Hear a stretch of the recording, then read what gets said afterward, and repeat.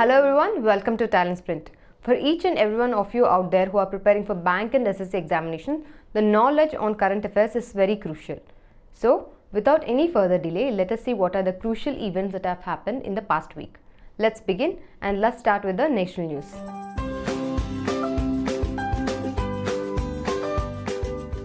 Prime Minister Narendra Modi has inaugurated India's first international exchange at the International Financial Service Centre at Gift City, Gandhinagar, Gujarat.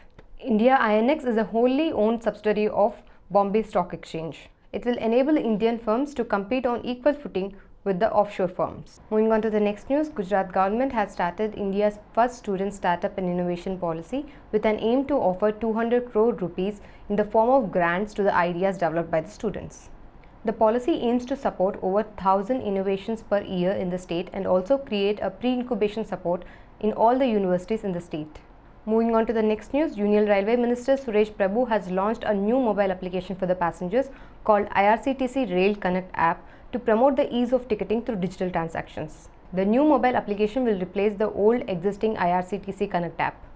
Moving on to the next news, National Youth Day is observed on 12th January of every year to mark the birth anniversary of the great social reformer, thinker and philosopher Swami Vivekananda. To celebrate this day, the 21st National Youth Festival was held in Rohtak, Haryana. Moving on to the next news, 69th Army Day was observed on 15 January 2017.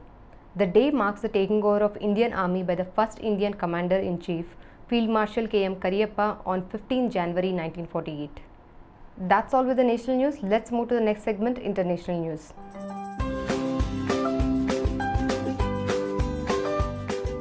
US President Barack Obama has chosen 4 Indian-American scientists for the Presidential Early Career Awards for scientists and engineers. The 4 Indian-American scientists are Pankaj Lal, Kaushik Chaudhary, Manish Arora and Aradhana Tripathi. Moving on to the next news, India and Kenya have signed Memorandum of Understanding for cooperation in the fields of agriculture and allied sectors. India also announced $100 million line of credit to Kenya for agricultural mechanization. The agreement was signed after delegation-level talks between Indian Prime Minister Narendra Modi and Kenyan President Uhuru Kenyatta.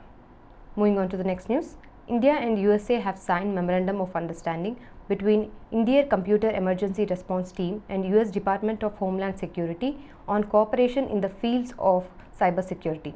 The MOU was signed by Aruna Sundararajan, Secretary, Union Ministry of Electronics and Information Technology, and Richard Verma, the US Ambassador to India. Moving on to the next news, India and US have signed Memorandum of Understanding for collaboration in the fields of developmental activities and aid in third world countries.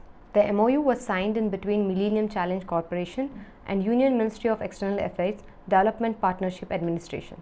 Moving on to the next news, India has signed Memorandum of Understanding with Sri Lanka to construct 3,000 rainwater harvesting systems in Rin Jaffna district at a cost of 300 million Sri Lankan rupees. The construction of 3,000 rainwater harvesting systems will take place in 3,000 households in selected divisions of Jaffna district. That's all with the international news. Let's move to the next segment, economy and finance.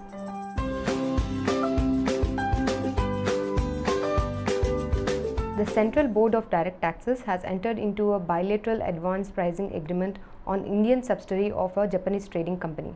Earlier, CBDT has also modified an existing bilateral APA with another Indian subsidiary of Japanese company to include rollback provisions.